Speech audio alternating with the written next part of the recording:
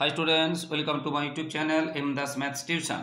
আজকের মাধ্যমিক 2025 সালের জন্য পর্ষদের নতুন টেস্ট পেপার থেকে আজকের করাচ্ছি 388 পেজের বাঁকুড়া জেলা স্কুলের ভীষণ ইম্পর্ট্যান্ট ভিডিও আজকের হতে চলেছে। 4 দাগের অঙ্কগুলো ভীষণ ভীষণ ইন্টারেস্টিং আছে, কিছু অঙ্ক কঠিনও আছে আর খুব ইম্পর্ট্যান্টও আছে, তাই শেষ পর্যন্ত মন দিয়ে দেখতে থাকো বন্ধুরা। আর যারা আমার ইউটিউব চ্যানেলটি দেখছো সকলকে ধন্যবাদ। আর যারা আমার চ্যানেলে নতুন প্রিয় ছাত্রছাত্রী এবং যারা দেখছেন প্লিজ আমার চ্যানেলটিকে সাবস্ক্রাইব ও শেয়ার করে একটু সাপোর্ট করো বন্ধুরা, এবং লাইক ও কমেন্ট করতে ভুলো না। তো প্রথম প্রশ্নটা আছে, বার্ষিক নির্দিষ্ট চক্রবৃদ্ধি হার সুদে কিছু টাকা n বছরে দ্বিগুণ হলে কত বছরে 8 গুণ হবে?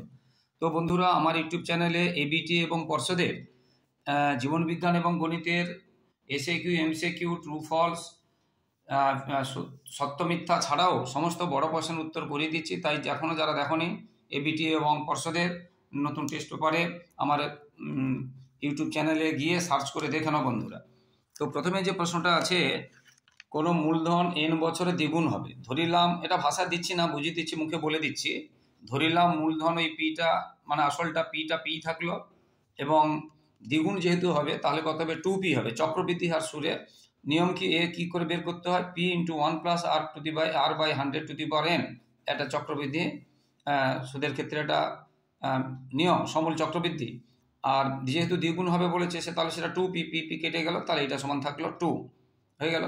এবারে পরে বলছে কত বছরে 8 গুণ হবে। ধরলাম t বছরে 8 গুণ হবে, তাহলে n এর জায়গায় আর এবং n ওইটা আগের মতো ছিল, পিটাকে p ধরে নিচ্ছি। এবারে ধরলাম t বছরে 8 গুণ হবে, তাহলে 8p হবে, p কেটে গেল। এবার 8কে আমরা কি করতে পারি? 2 এর কিউ।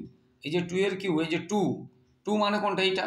তাহলে এখানে 2 এর কিউ আছে, 2 না লিখে, 2 মানে এটা, 2 না লিখে আমরা এটার কিউ লিখবো পরের লাইনে। দেখো, তাহলে এটা যেমন থাকলো ইকুয়াল 2 এর কিউ ছিল, এটার কিউ লিখেছি, ঠিক আছে। এবারে গুণ করে দিলাম, এটা গুণ হয়ে গেল।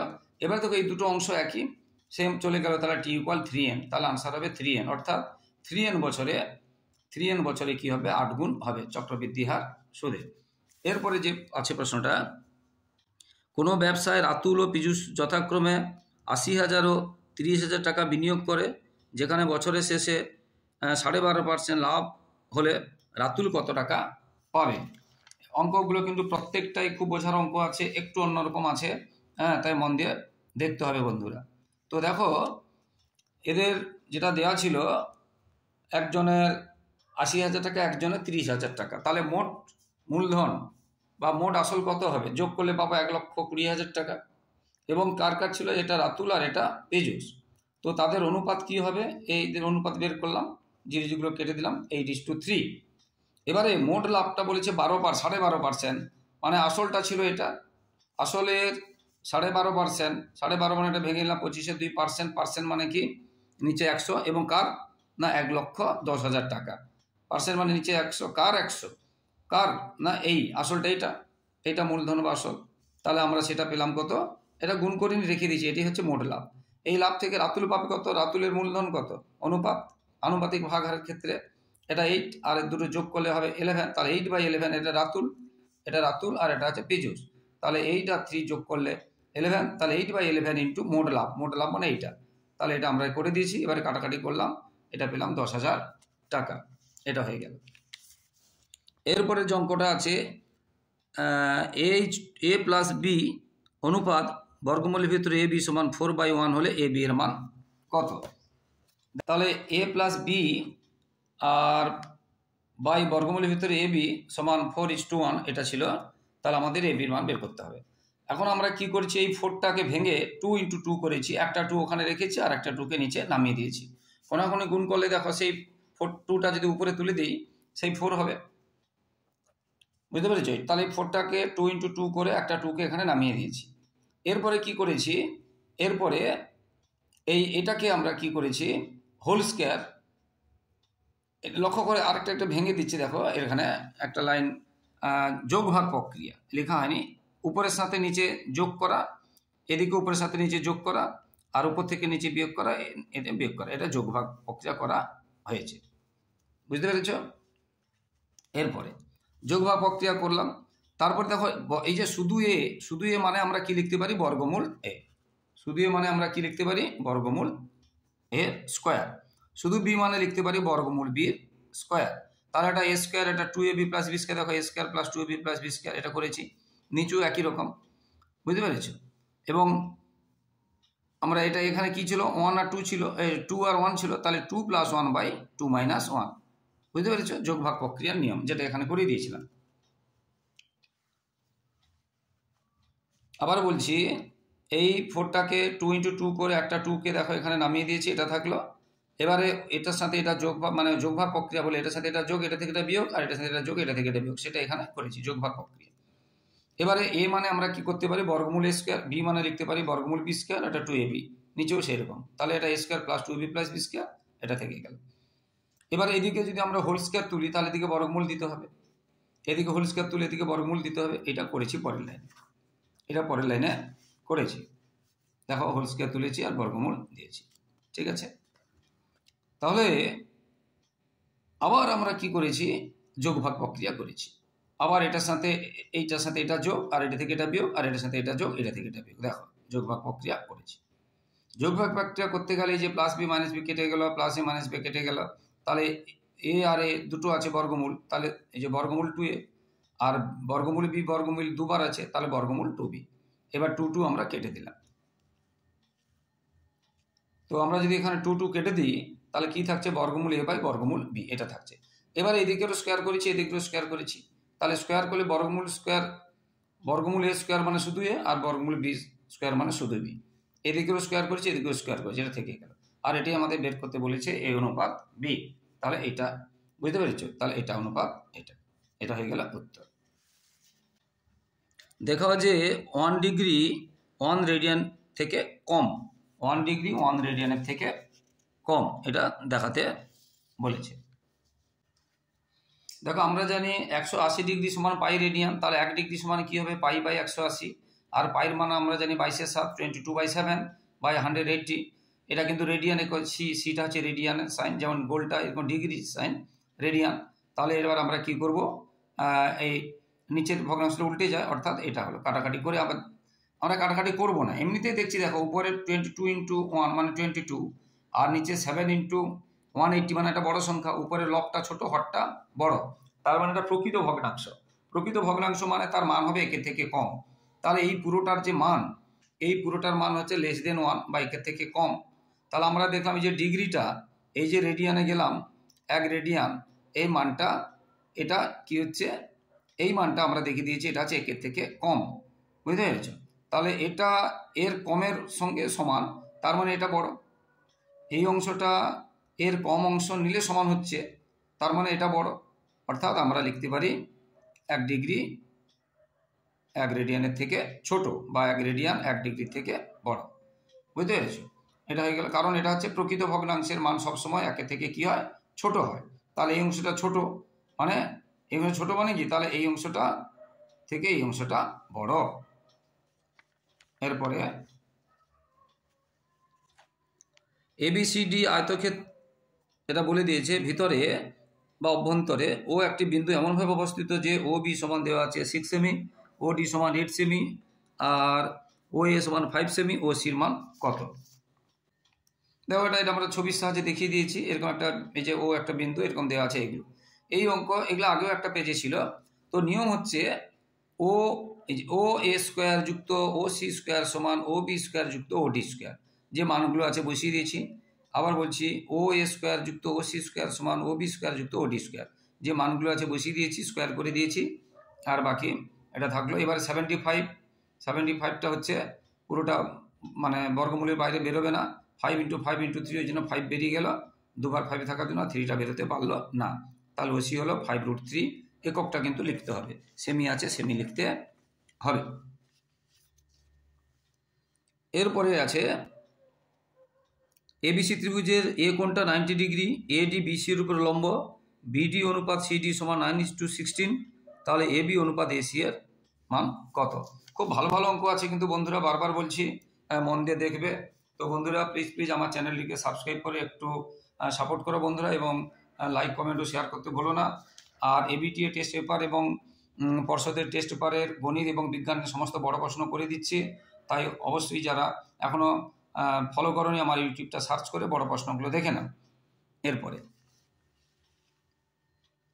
তাহলে এখানে বলেছিল এ বিসি একটা ত্রিভুজ, আর এ কোণটা 90 ডিগ্রি, এ ডি বিসি এর উপরে লম্ব, এবং বিডি সমান ছিল 9 আর সিডি সমান ছিল 16। বুঝতে পেরেছ?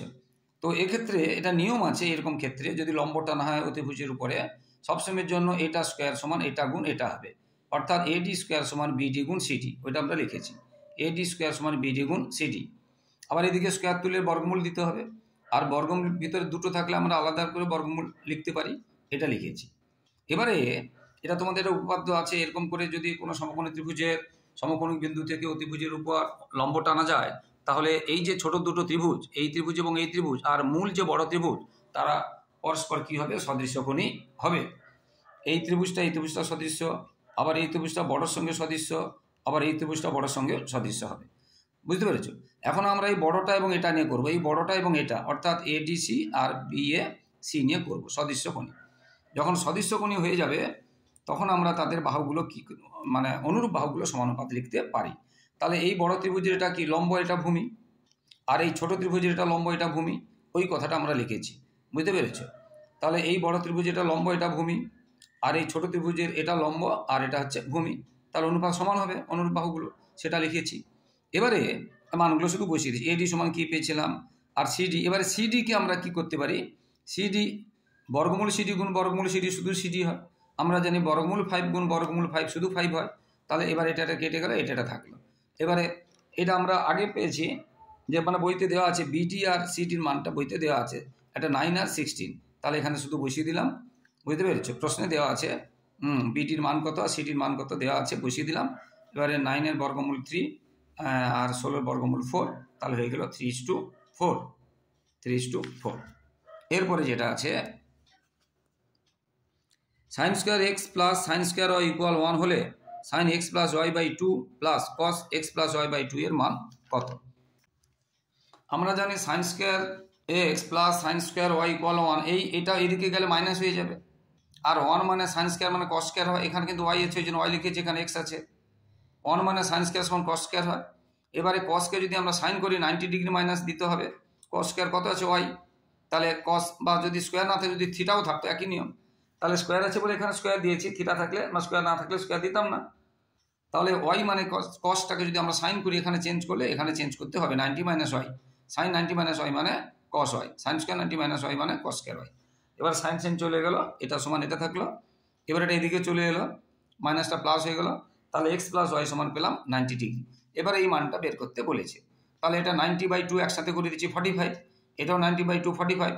এবারে সাইন 45-এর মান কত? 1/√2, এটাও 1/√2। তাহলে 2 এটা যোগ করলাম, অ্যাড করলে 2/√2। আবার নিচে রুট উঠাবো বলে এখানে √2 দিয়ে গুণ করেছি, এখানে √2 দিয়ে মাল্টিপ্লাই করেছি, গুণ করেছি, √2 হয়, আর এটা থাকলো, এটা কেটে গেলে √2 আনসার হলো। ভীষণ ইম্পর্টেন্ট অঙ্ক আছে, খুব ভালো ভালো অঙ্ক আছে, কিন্তু মন দিয়ে দেখতে হবে। এরপরে যেটা অঙ্কটা আছে if x³ + 3xy² by a³ + 3ab² equal 3x² y + y³ by 3a² b + b³ হয়, তাহলে দেখাও যে bx ইকুয়াল ay। তো দেখো এটা দেওয়া আছে, তো আমরা কি করব একটু লক্ষ্য করলে দেখতে পাবে এই দিকটা x আছে, এদের a আছে, আর এখানে x আছে। এই xটাকে এখানে দিয়ে দেবো, এটা মানে এই অংশটাকে নামিয়ে দেবো, এই অংশটা তুলে দেবো, তাহলে এই অংশটা হয়ে গেল। বুঝতে পেরেছো? এটাকে নামিয়ে দিলাম, এটাকে তুলে দিলাম। ক্রস মাল্টিপ্লিকেশন করলে সেই সেমই থাকবে, এখানে যা পাবো এখানেও সেই একই উত্তর পাবো। বুঝতে পেরেছো? এবারে আমরা কি করেছি, সংযোজন প্রক্রিয়া বা যোগভাগ প্রক্রিয়াই বলবো। এবার আমরা করেছি যোগভাগ প্রক্রিয়া, এটার সাথে এটা যোগ, এটা থেকে এটা বিয়োগ, এটার সাথে এটা যোগ, এটা থেকে এটা বিয়োগ, এটা করেছি। আর যখনই মাইনাস করছি তখন এই চিহ্নটা কিন্তু চেঞ্জ হয়ে যাচ্ছে। বুঝতে পেরেছো? এই চিহ্নটা কিন্তু খেয়াল রাখবে, এটা থেকে এটা যখন মাইনাস করবে চিহ্ন চেঞ্জ হবে, এটা থেকে এটা যখন মাইনাস করবে চিহ্নটা চেঞ্জ হবে। এবার এটা লক্ষ্য করে দেখো, এটা a³ + 3a² b + 3ab² + b³।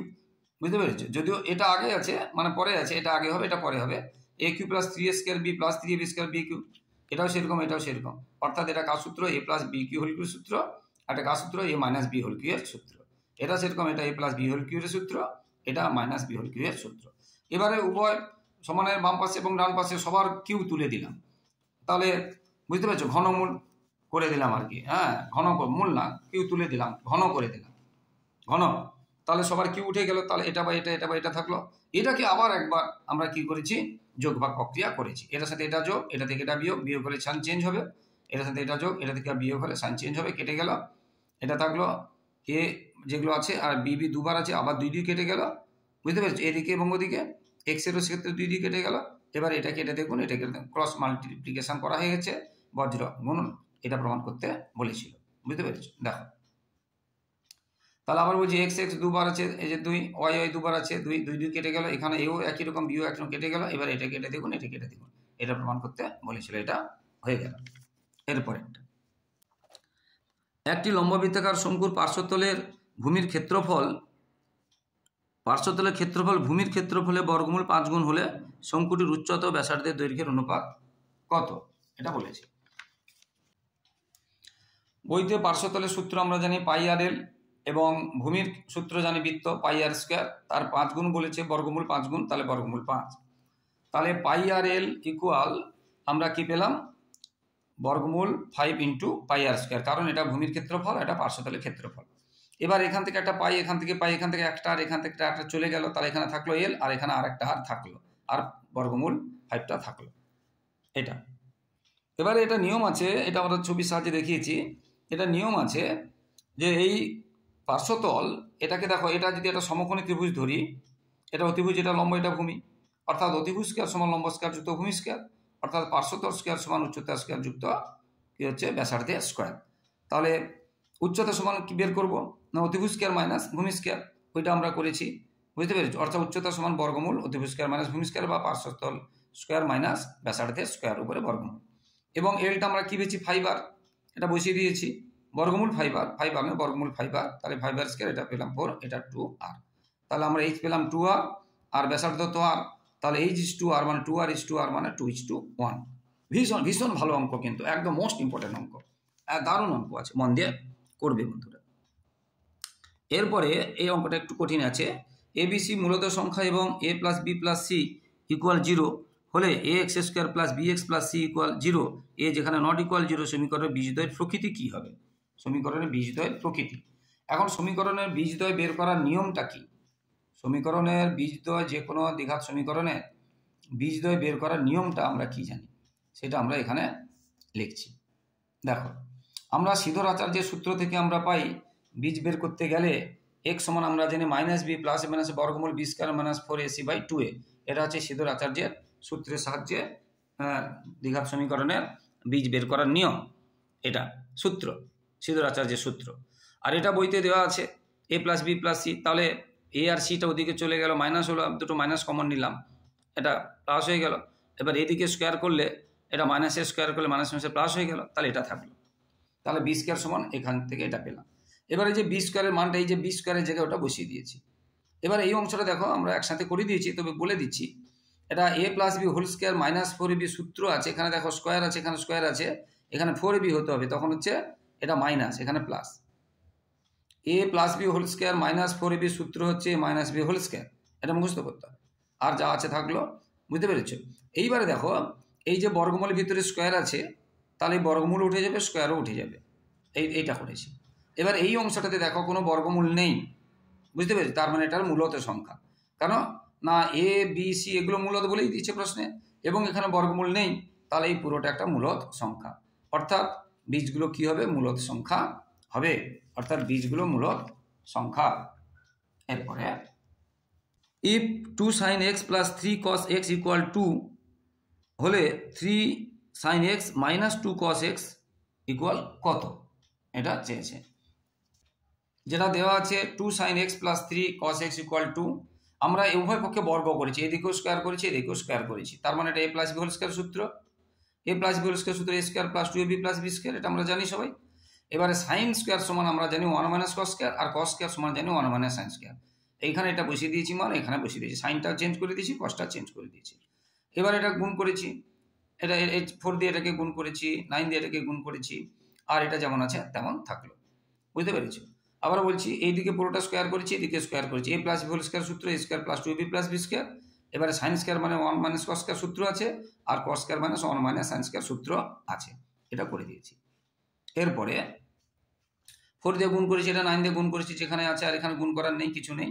এবারে আমরা দেখো যেগুলো সূত্র হবে, দেখো লক্ষ্য করে, এটা সাইনটা যদি সামনে a স্কোয়ার, এটা 2ab, এটা b স্কোয়ার, এটা সূত্র হবে, সেটা সাজিয়ে নিয়েছি। তাহলে -9 সাইন স্কোয়ার এক্স, আর 12 সাইন স্কোয়ার মানে সাইন থিটা কস থিটা যা আছে এক্স -4 রাখলাম, আর এইখানে এই 4 আর এই 9টা প্লাসটার ওদিকে সমানের পাশে চলে গেলো, চিহ্ন চেঞ্জ হয়ে গেলো, আর এই 4টা এখানে আছে। এবার আমরা এখানে মাইনাস কমন নিলে এই চিহ্নগুলো সব চেঞ্জ হয়ে যাবে, বুঝতে পেরেছো? আর এখানে +4 -4 কেটে গেলো, মাইনাস থাকলো, এই মাইনাস মাইনাস চলে গেল। আবার এটা লক্ষ্য করে দেখো, এটা কার সূত্র? a স্কোয়ার - 2ab + b স্কোয়ারের সূত্র, মানে একসাথে করে দিয়েছি যদিও। এটা কি হবে? 3 সাইন এক্স এর হোল স্কোয়ার, এটা হবে 2 cos x এর whole square -2 × 3 sine x × cos 2x, অর্থাৎ এটাই থাকছে, অর্থাৎ a square - 2ab + b square, এটা সূত্র হয়ে গেল। এবারে এইদিকে স্কোয়ার তুলে এদিকে কি হবে? 9 স্কোয়ার কত হবে? 3, তাহলে এটা আনসার হয়ে গেল 3। দারুণ দারুণ অঙ্ক আছে, বারবার বলছি। এরপরে 12 দাগের অঙ্কটা তো মোস্ট ইম্পর্টেন্ট আছে। তো বন্ধুরা একটু পরে যেহেতু ভিডিওটা শেষ হবে, তাই প্লিজ বন্ধুরা ভিডিওটি শেষ হওয়ার সঙ্গে সঙ্গে তোমরা আমার চ্যানেলকে সাবস্ক্রাইব ও শেয়ার করে একটু সাপোর্ট করো বন্ধুরা। প্লিজ বন্ধুরা, তোমাদের জন্য লাগাতার এইভাবে পরিশ্রম করছি, তাই তোমাদের কাছ থেকে শুধু এইটুকু সহযোগিতা এবং ভালোবাসা আশা করছি। আর যারা বড়রা যারা দেখছেন, প্লিজ আপনারা একটু আশীর্বাদ করুন, একটু সাবস্ক্রাইব এবং শেয়ার করে একটু আশীর্বাদ করুন, একটু সাপোর্ট করুন, আর লাইক কমেন্ট করতে ভুলবেন না। আর এরপরে যেটা আছে, n সংখ্যক তথ্যের গড় দেওয়া আছে x বার। প্রথম সংখ্যাটিকে 1 বাড়ানো হলে দ্বিতীয় সংখ্যাটিকে 2 বাড়ানো হলে এইভাবে, মানে পরেরটাকে 3 বাড়ানো, তারপরটাকে 4 বাড়ানো, এইভাবে বাড়তে থাকলে নতুন সংখ্যা, এটা আছে মধ্যক কত হবে লেখা আছে। এটা মধ্যক হবে না, প্রশ্নটা একটু ভুল হয়ে গেছে, এটা গড় কত হবে, মন দিয়ে দেখতে হবে। ভীষণ ইম্পর্টেন্ট অঙ্ক আছে, খুব সুন্দর অঙ্ক আছে। দেখো তাহলে n সংখ্যক সংখ্যাগুলোকে আমরা যদি ধরি, তথ্যগুলোকে কি ছিল? x1 x2 x3 x4 ... xn পর্যন্ত ছিল। তো আমরা গড় কি করে পাই? যতগুলো থাকে যোগ করতে হয়, আর যটা আছে, কতগুলো আছে? nটি, তাহলে n দিয়ে ভাগ করতে হয় গড়, এবং সেটা প্রশ্নে দেওয়া আছে x বার, বুঝতে পেরেছো? তাহলে যতগুলো সংখ্যা থাকে সেগুলো যোগ করতে হয়, এবং যতগুলো সংখ্যা থাকে সেটা সেই তত্ত্বটি দিয়ে ভাগ করতে হয়।